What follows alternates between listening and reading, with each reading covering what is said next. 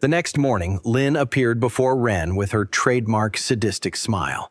Not even his exhaustion from the cultivation process could save him from training. "Faster!" Lin's voice cut through the morning air as she made him run with weighted bands strapped to his limbs. When he was finally released that afternoon, his muscles trembling from exertion, Ren decided to demonstrate his cultivation process to his friends. They gathered around, watching with curiosity and apprehension as he meticulously laid out his materials.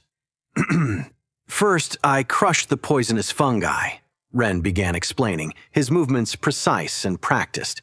Min nodded along, following the process with keen interest, until Ren reached the part about overloading with 10 times more mana than Taro and controlling his veins with the tentacle, while 10 enduring excruciating pain. His eyes glazed over, and he toppled backward like a felled tree. "Min!" Taro lunged forward to catch him. Liu observed in silence, his bat ears occasionally manifesting as a reflection of his unease. The methodical way Ren handled materials that would make most people retch was disturbing, to say the least. "And you say you'll absorb all that every day for 100 days?" Liu finally asked, his voice a blend of admiration and horror. "Just 100 days," Ren replied with an unsettling casualness. Liu nodded slowly, his respect for Ren growing alongside a healthy dose of caution. There was, again, something deeply unsettling about the ease with which his friend handled substances that could kill a grown adult. The following days fell into a new routine. Classes continued as normal, though Luna now watched Ren with an intensity that made everyone around them uncomfortable. "I think she's plotting your death," Taro whispered one day during May's class. "Or your wedding," Min added, earning a sharp elbow from Ren. Training sessions with Lin grew more intense. Each day brought new exercises, new aches, new boundaries to push past. The mushrooms in Ren's hair seemed to pulse in rhythm with his growing strength. "Your body is changing," Lin observed as she watched him lift weights, her keen eyes noting the subtle transformations. "Whatever cultivation you're doing, it's working." Ren could only grunt in response, too focused on not dying from exhaustion and pain. Finally, at the end of the second month, the official crystal report arrived. Ren opened his during breakfast, the mushrooms in his hair pulsing with anticipation. The report detailed everything. Crystals mined from the caves, specimens collected, even processed and sold beast hides. Guard signatures and Master Song's verification certified the mined crystals, while Isaac and Jesse's signatures confirmed the hide sales profits. Zhao's signature at the bottom of the collection report certified each of the last items. Ren's eyes grew wider and wider as he tallied the amounts. The Academy would double everything. Crystals found in the caves, beasts' materials values, collected materials, processed and sold materials profits. "How much is it?" Min leaned over his shoulder, curiosity evident in his voice. Ren revealed the total. His friends gasped in unison. "That's... No wonder Luna's interested," Taro joked, earning a death glare from Ren. The Academy's bank occupied the administrative tower's first floor, a surprisingly modest space considering the wealth it managed. At this hour, it was nearly empty, with only a few senior students making routine inquiries. Ren felt small as he climbed the stairs, his official report clutched firmly in hand. "Well, look who it is." Mr. Finch's high-pitched, mocking voice sliced through the silence. "The Academy's most prosperous fungus cultivator. My most intriguing depositor." The banker was a short, thin man with round spectacles that magnified his eyes until they resembled those of a startled mouse. His perfectly trimmed mustache seemed to have a life of its own when he spoke. Despite his impeccable banker's uniform, something in his eyes suggested he found everything terribly amusing.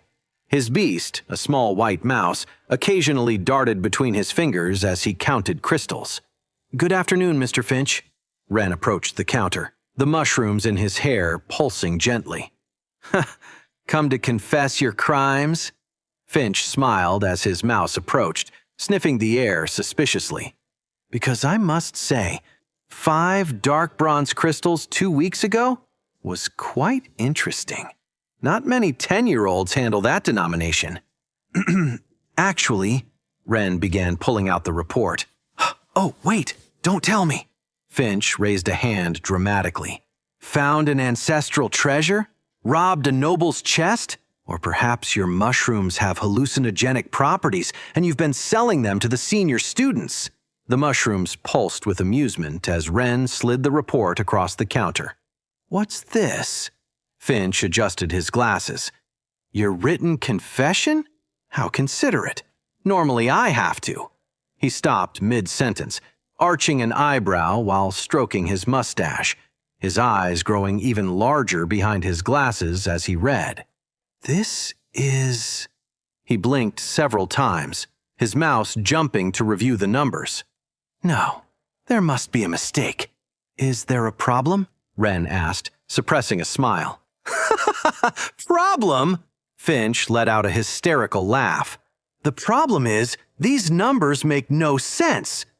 2 weeks ago, you bring 5 dark bronze crystals, which was already suspicious enough. And now? He consulted the report again. 55,000 additional crystals? His mouse began frantically calculating in a small notebook. 105,000 crystals in total. Finch removed his glasses to clean them compulsively. With a spore? The weakest recorded creature? Are you certain you haven't been selling illegal substances? Everything's in the report, Wren replied, with Professor Song and Zhao's signatures. Ah, yes, the signatures. Finch narrowed his eyes. You're sure you didn't forge them? Or perhaps hypnotize the professors? Do your mushrooms have hypnotic properties in addition to being hallucinogenic? I just need to withdraw 5,000 crystals.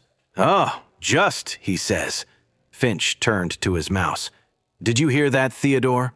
Just 5,000 crystals, as if it were pocket change. The mouse nodded solemnly while continuing its calculations, tiny paws moving across the ledger with surprising dexterity. You know, Finch leaned over the counter, his eyes gleaming with undisguised curiosity. I've been at this bank for 15 years. I've seen students with legendary beasts amass fortunes. I've watched nobles squander entire inheritances. But never, and I mean never, have I seen someone with a spore earn so much in such a short time. He straightened, adjusting his glasses with practiced precision. Either you're a criminal genius, or there's more to those mushrooms of yours than anyone thought. About those 5,000 crystals? Wren persisted. Yes. Finch began counting, but paused mid-motion. Just 5,000? No grand plans? No extravagant investments? No fleet of golden carriages? Not for now. Boring. Finch sighed dramatically. Sure you won't share your secret? Between financial colleagues? I promise not to tell anyone. Except Theodore, of course, but he's a vault. Aren't you, Theodore? The mouse nodded again, though its whiskers quivered with what appeared to be suppressed laughter. Just good luck, Wren replied. Ha! Good luck, Finch snorted while counting crystals. Next you'll tell me you won it all playing dice. Wait, that's not the end. You've just had a free taste. Now get the full story on the Pocket FM app, link in description. Check out our next video and playlist, and don't forget to like, share, and subscribe.